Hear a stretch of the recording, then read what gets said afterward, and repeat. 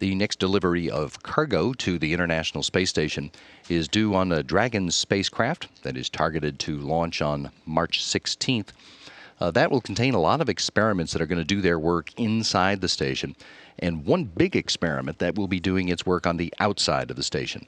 The high-definition Earth viewing experiment is part of the next Dragon payload, and the HDEV lead engineer, Lori Motes, is with us this morning to talk about that. You're flying 4 high-definition cameras. What's the story behind all of that? Tell me where they go and things like that. That's right. We're flying 4 different commercial high-definition video cameras, and our team designed the enclosure and the avionics to integrate the experiment on orbit. We'll be flying in the SpaceX Dragon trunk. That's their exposed facility, and we're the first exposed payload and the first powered payload that SpaceX is flying. So it's been exciting to be integrated with them as they've gone through those challenges. That's you in the back of the... Yes, this is a picture of us integrated in the SpaceX trunk as they've gone through some of our challenges. That's our enclosure, and you can see several pockets on either side of the camera where the windows where the cameras peek out.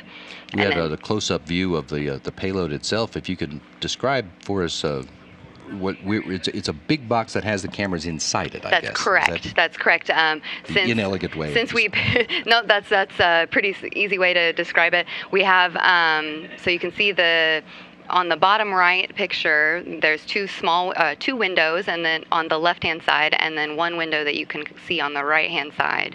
And when we pick these commercial cameras, they aren't designed for space exposure, so we've kind of protected them from the vacuum and the thermal environments of space with part of our design.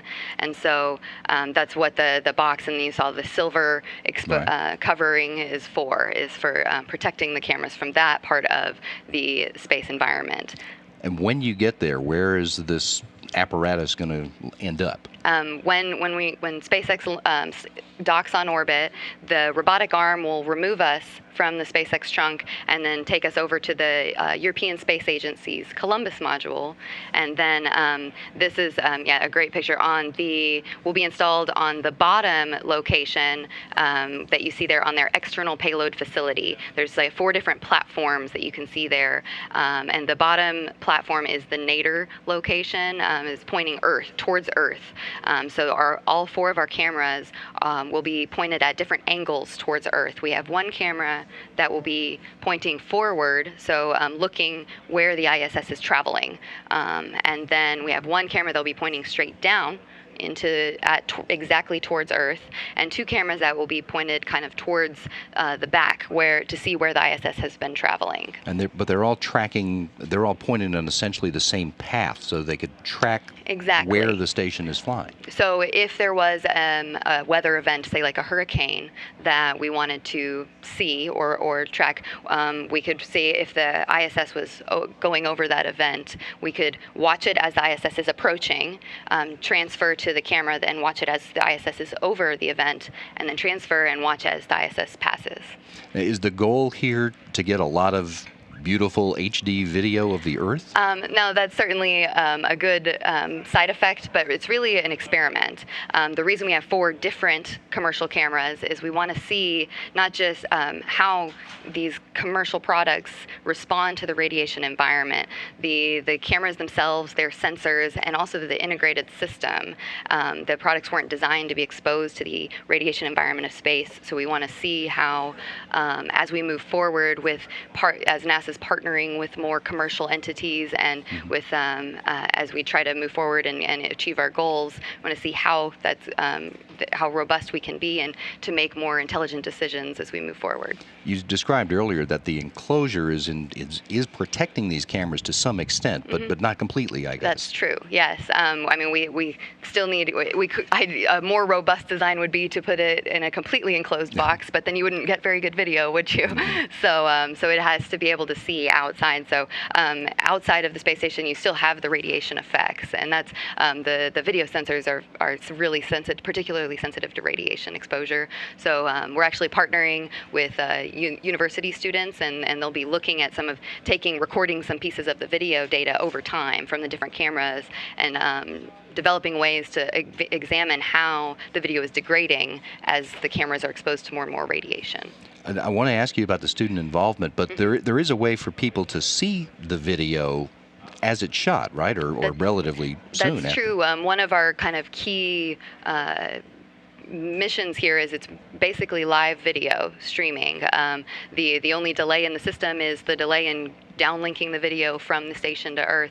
There is a website that is being set up, Ustream website, where there's the link there that once we're installed and powered, it will be streaming the video essentially 24/7.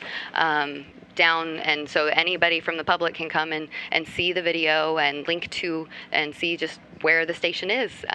Eventually, they want to have kind of a graphic of the world with an image, so you can see, oh, this is where ISS is now, and then you can see the actual video. And you can see where it's headed. To correlated to where it's going, yeah. So that's kind of the image. I think the link, if you go to the link now, it's just as video from the NASA website, but it's going to be pretty exciting. You mentioned students a moment ago. There are students involved in both the preparation and then in the experiment after it arrives. Yes, right? that's true. We've partnered with the University of Houston Clear Lake to they'll be maintaining the website and also operating the payload when it's on orbit. The payload's pretty autonomous, meaning once it's installed on orbit and we turn it on, it just kind of cycles through the 4 different cameras on its own. But we do have the option that if we want to change the order that the cameras cycle or how long we sit on any one camera, they can do that and make that change. And as time progresses, if, say, one camera finally stops working, we can cycle between 3 cameras, and we can make those sorts of changes. And the students would be doing that effort, as well as analyzing the video to see how it's degrading over time. In the actual hardware development itself, we actually involved the HUNCH program, which is high school students united with NASA creating hardware. Of course it is. It's the HUNCH program, so it's high school kids that they are coming in with, it's amazing. They're so young, but they're creating hardware, software, and electronics that we actually have brackets. They had some mechanical design, and they actually built hardware that is in our box and about to fly. So it's part of what made us work. So we'll be looking forward to seeing that. Yeah. It ought to be very interesting to see that once it does. The HDEV payload scheduled to fly on the Dragon spacecraft. It's launching on March 16th. Lori Motes, thank you. Lori is the lead engineer for the HDEV payload.